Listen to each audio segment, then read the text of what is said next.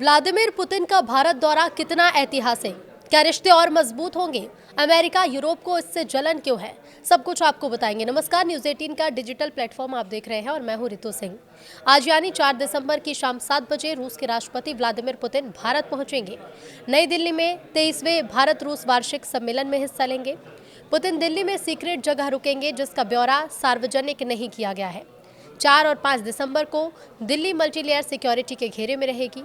Putin और PM Modi की मुलाकात ऐतिहासिक है क्योंकि पूरी दुनिया की नजरें इस पर टिकी हुई हैं। सबसे ताज़ा उदाहरण जर्मनी, फ्रांस और ब्रिटेन है। पुतिन की भारत यात्रा का लेकिन एजेंडा क्या है? तो रूस यूक्रेन युद्ध के बाद व्लादिमीर पुतिन पहली बार भारत आ रहे हैं। ये दौरा दोनों देशों के बीच विशेष और विशेषाधिकार की रणनीति को मजबूत करने का एक बड़ा मौका है, जहां राजनीतिक, आर्थिक, रक्षा, ऊर्जा, विज्ञान, तकनीक, संस्कृति और मानवीय क्षेत्रों की समीक्षा होगी। क्रेमलिन ने इसे द्विपक्षीय संबंधों के पूरे स्पेक्ट्रम की समीक्षा का महत्वपूर्ण मंच बताया है, जो दोनों देशों के नेताओं को भविष्य की दिशा तय करने का मौका देगा। पुतिन का ये दौरा नई दिल्ली से शुरू होगा। शाम 7 बजे उनकी यात्रा की शुरुआत पीएम मोदी के निवास पर प्राइवेट डिनर के साथ होगी। ये एक अनौपचारिक बैठक दोनों नेताओं को महत्वपूर्ण मुद्दों पर खुलकर बात करने का मौका देगी, जहां वो व्यक्तिगत स्तर पर रिश्तों को मजबूत करेंगे। अगले दिन यानी कि 5 दिसंबर को सुबह पुतिन राजघाट पर महात्मा गांधी की समाधि पर पुष्पांजलि अर्पित करेंगे। इसके बाद हैदराबाद हाउस में पीएम मोदी के साथ द्विपक्षीय वार्ता होगी, जिसमें दोनों पक्षों के वरिष्ठ अधिकारी शामिल होंगे। राष्ट्रपति द्रौपदी मुर्मू पुतिन के लिए राज्य भोज का आयोजन करेंगी।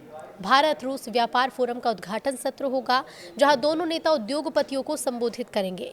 पुतिन के साथ रूस के 7 मंत्री आ रहे हैं, जिसमें रक्षा मंत्री आंद्रेई बेलोसोव, वित्त मंत्री एंटोन सिलुआनोव, कृषि मंत्री ओक्साना लुट, आर्थिक विकास मंत्री माक्सिम रेशेतनिकोव और स्वास्थ्य मंत्री मिखाइल मुराशको शामिल होंगे। साथ ही सेबर बैंक, रोसोबोरोन एक्सपोर्ट, रोसेनेफ्ट और गैसप्रोमनेफ्ट जैसी प्रमुख कंपनी के सीईओ भी डेलीगेशन का हिस्सा हैं, जो व्यापारिक समझौतों को गति देगी। एक सवाल ये भी है कि पुतिन के भारत आने पर सिक्योरिटी आखिर कैसी होने वाली है? तो जवाब यह है कि पुतिन जब भारत पहुंचेंगे तो उनके कॉन्वॉय फिक्स होगा। भारत में वो पीएम मोदी और राष्ट्रपति द्रौपदी मुर्मू से कब मिलेंगे, कैसे मिलेंगे, दरवाज़ा कौन खोलेगा, कौन फूल देकर स्वागत करेगा और किसने कौन से कलर के कपड़े पहनेंगे, ये सब कुछ पहले से तय है। अगर किसी शख्स ने दूसरे रंग के कपड़े पहने तो सिक्योरिटी अलर्ट होगी और पुतिन को सुरक्षित किया जाएगा। पुतिन के साथ एफएसओ की स्पेट्सनाज यूनिट यानी कि अल्फा ग्रुप और विम्पिल जैसी स्पेशल फोर्स यूनिट तैयार रहेगी। ये यूनिट्स रूसी सैन्य खुफिया एजेंसी GRU के साथ लगातार संपर्क में रहती हैं और कोई खतरा होने पर ये यूनिट्स पुतिन को किसी सुरक्षित जगह या उनके विमान IL-96 जेटलाइनर विमान तक एस्कॉर्ट कर ले जाती हैं।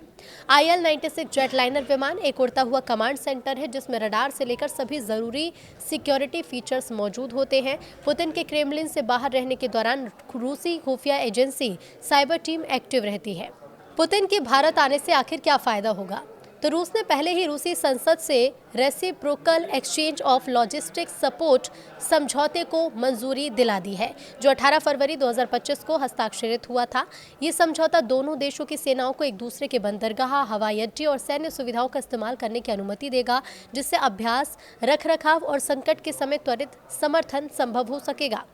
भारत की सेना का 46% हथियार रूस से आता है। पुतिन की यात्रा में S-400 एयर डिफेंस सिस्टम के 5 और स्क्वाड्रन यानी कि लगभग 5000 करोड़ रुपए की डील खरीदने पर चर्चा होगी। ये सिस्टम मई 2025 में ऑपरेशन सिंदूर में पाकिस्तान के खिलाफ बहुत काम आया था। 5वीं पीढ़ी के सुखोई 57 फाइटर जेट के 2 से 3 स्क्वाड्रन पर फैसला हो सकता है। यह अमेरिकी F-35 का सस्ता विकल्प बनेगा। पुराने T-72 टैंकों के लिए 1000 हॉर्स पावर इंजन की डील टेक्नोलॉजी ट्रांसफर के साथ हो सकती है, जो मार्च 2025 में साइन हुई थी। इसके अलावा इसके जरिए भारत में ही प्रोडक्शन बढ़ेगा। इससे नौकरियां और मेक इन इंडिया को भी बूस्ट मिलेगा। रूस देखिए भारत का सबसे बड़ा तेल सप्लायर है। 2025 की पहली छमाही में भारत ने रोज 1.6 मिलियन बैरल रूसी क्रूड तेल खरीदा, जो 2020 में सिर्फ 50,000 था। इससे तेल की कीमतें कम रही और भारत को सालाना अरबों डॉलर की बचत हुई। पुतिन की यात्रा में आर्कटिक शेल्फ और फार ईस्ट में ज्वाइंट प्रोजेक्ट जैसी नई एनर्जी डील्स होंगी। छोटे मॉड्यूलर न्यूक्लियर रिएक्टर महाराष्ट्र में बनाने का MOU आगे बढ़ेगा। ट्रंप ने रूसी तेल खरीदने पर 50% टैरिफ लगाया था, जिसका जवाब देने के लिए स्पेशल मैकेनिज्म मैकेनिज्म बनेगा ताकि तेल सप्लाई बिना किसी रुकावट के चल सके। तो भारत की 40% तेल ज़रूरत रूस से ही पूरी होती रहेगी, जो महंगाई भी कंट्रोल करेगी। ये 2030 तक $100 बिलियन ट्रेड टारगेट में एनर्जी बड़ा रोल निभाएगी। 2024-25 में भारत रूस ट्रेड $68.7 बिलियन रहा, जो 2022 से 6 गुना ज़्यादा है, लेकिन भारत का डेफिसिट $59 बिलियन है। पुतिन की यात्रा में इसे बैलेंस करने के लिए भारतीय निर्यात पर फोकस कर रूस में मार्केट एक्सेस बढ़ेगा। यूरेशियन इकोनॉमिक यूनियन यानी EAEU के साथ फ्री ट्रेड एग्रीमेंट तेज होगा। अगस्त 2025 का 18 महीने का प्लान MSMEs और किसानों के लिए रूस बेलारूस मार्केट खोलेगा। नेशनल करेंसी में ट्रेड बढ़ेगा, डॉलर पर निर्भरता कम होगी। रूस से IT, एग्रीकल्चर और हेल्थ केयर में निवेश के लिए फोरम होगा। इसके अलावा पुतिन की यात्रा से भारत की स्ट्रेटेजिक ऑटोनॉमी मजबूत होगी। अमेरिकी टैरिफ के बावजूद रूस से डील्स जारी कर सकेंगे। ये अमेरिका को मैसेज देगा कि भारत अपना फैसला खुद लेगा। SCO और ब्रिक्स जैसे मंच पर सहयोग बढ़ेगा। यूक्रेन, मिडिल ईस्ट जैसे मुद्दों पर बात होगी, जहां भारत शांति का मैसेज देगा। साइंस, टेक्नोलॉजी और कल्चर में MOU साइन होंगे। अब सवाल ये भी है कि अभी भारत और रूस के रिश्ते आखिर कैसे हैं। तो देखिए, भारत रूस के रिश्ते मजबूत, बहुआयामी और रणनीतिक साझेदारी के हैं, जो दशकों पुरानी ऐतिहासिक नींव पर टिके हैं। वैश्विक भू राजनीतिक बदलाव के बावजूद स्थिर है। ये साझेदारी 2000 में रणनीतिक साझेदारी के रूप में शुरू हुई, जिससे 2010 में विशेष और विशेषाधिकार प्राप्त रणनीतिक साझेदारी का दर्जा दिया गया। अब ये दोनों देशों के बीच राजनीतिक, रक्षा, आर्थिक, ऊर्जा, विज्ञान, तकनीक, संस्कृति और अंतर्राष्ट्रीय सहयोग के सभी क्षेत्रों में गहरी पैठ रखती है। 2025 में जब रूस यूक्रेन युद्ध के बाद वैश्विक दबाव बढ़ा है, भारत ने अपनी मल्टी अलाइनमेंट नीति के तहत रूस के साथ संबंधों को बनाए रखा है, जो अमेरिका और यूरोप के साथ बढ़ती नजदीकी के बावजूद अपनी मजबूत है। पुतिन की भारत यात्रा इस साझेदारी को नई रफ्तार देगी, जहां 23वें भारत रूस वार्षिक शिखर सम्मेलन के दौरान व्यापक चर्चा होगी। यात्रा कोविड के बाद पुतिन की पहली भारत यात्रा है। इसमें रक्षा, व्यापार और ऊर्जा जैसे मुद्दों पर नए समझौते साइन होने की संभावना है। राजनीतिक स्तर पर दोनों देशों के नेता नियमित संपर्क में रहते हैं, जो संबंधों की गहराई को दिखाता भी है।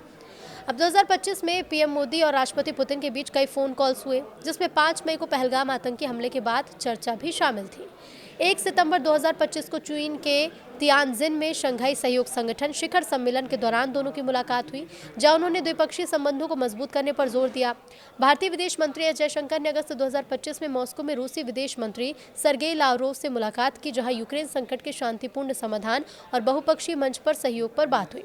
भारत ने हमेशा संवाद और कूटनीति का पक्ष लिया है और रूस ने भारत की तटस्थता की सराहना की है।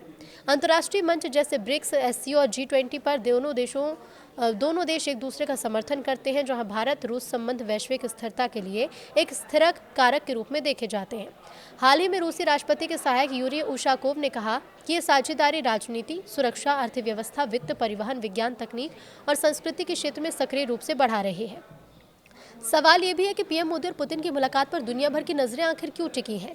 तो देखिए, एक्सपर्ट्स के मुताबिक यूक्रेन युद्ध के बाद पुतिन की पहली भारत यात्रा है और ये ऐसे समय में हो रही है जब अमेरिका और यूरोप भारत पर रूस के साथ सैन्य और आर्थिक साझेदारी कम करने का दबाव डाल रहे हैं, लेकिन भारत अपनी दोस्ती को बनाए रखते हुए मल्टी अलाइनमेंट नीति अपनाए है। ये मुलाकात अमेरिकी राष्ट्रपति डोनाल्ड ट्रंप के शासन के तहत यूक्रेन शांति योजना के प्रस्ताव के बीच आ रही है। ट्रंप ने भारत से रूसी तेल खरीद रोकने की अपील की है और 50% टैरिफ की धमकी दी। इससे सवाल यह है कि क्या ये शिखर सम्मेलन भारत को पश्चिम से दूर धकेलेगा या अपनी स्थिति को और मजबूत करने का लीवर बनेगा। क्रेमलिन के सहायक यूरी उशाकोव ने कहा कि इस मुलाकात से 10 अंतर सरकारी समझौते, 15 से ज्यादा व्यावसायिक सौदे साइन होने की उम्मीद है, जो न सिर्फ भारत रूस संबंध को नई दिशा देंगे बल्कि वैश्विक ऊर्जा बाजार, रक्षा निर्यात और बहुपक्षीय मंच जैसे ब्रिक्स और SCO पर भी असर डालेंगे। अमेरिकी CATSA प्रतिबंधों के बावजूद भारत ने रूस के साथ सैन्य साझेदारी जारी रखी और ये सौदा भारत की वायुसेना को मजबूत करेगा। पश्चिमी देश इसे एक चुनौती के रूप में देख रहे हैं। हाल ही में रिलॉस समझौता भी हुआ है, जो आर्कटिक और इंडो पैसिफिक क्षेत्र में सहयोग बढ़ाएगा। अब एक्सपर्ट्स ये मानते हैं कि रक्षा सौदे न सिर्फ भारत की सुरक्षा को मजबूत करेंगे बल्कि रूस के लिए वैकल्पिक बाजार भी बनेंगे। भारत रूस के बीच द्विपक्षीय व्यापार 2024-25 में $68.72 अरब तक पहुंच गया, जो महामारी के पहले $10 अरब से 7 गुना ज्यादा है।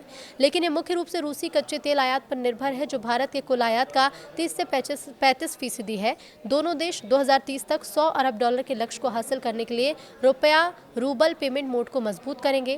तो अमेरिका ने हाल ही में रूसी तेल खरीद पर जांच तेज की है और कुछ भारतीय रिफाइनरियां अस्थायी रूप से आयात भी कर रही हैं। अब इस मुलाकात से ब्रिटेन, फ्रांस और जर्मनी को मिर्ची क्यों? तो देखिए, एक्सपर्ट्स के मुताबिक पुतिन मोदी के इस मीटिंग से ब्रिटेन, फ्रांस और जर्मनी को मिर्ची लग रही है, क्योंकि ये लोग रूस के खिलाफ पूरी ताकत लगा रहे हैं और भारत का रूस से गले मिलना उनके पूरे प्लान को खराब कर सकता है। 1 दिसंबर को एक रिपोर्ट आई जिसमें तीनों देशों के राजदूतों ने मिलकर एक आर्टिकल लिखा, जिसमें उन्होंने पुतिन को खरी खोटी भी सुनाई। लिखा कि रूस ने यूक्रेन पर हमला कर मानवता का गला काटा है, जंग को लंबा खींच रहा है और पुतिन ही वो इंसान है जो चाहे तो कल ही युद्ध को रोक सकते हैं, लेकिन नहीं रोक रहे। उन्होंने कहा कि रूस यूरोप के हवाई क्षेत्र में घुसपैठ कर रहा है।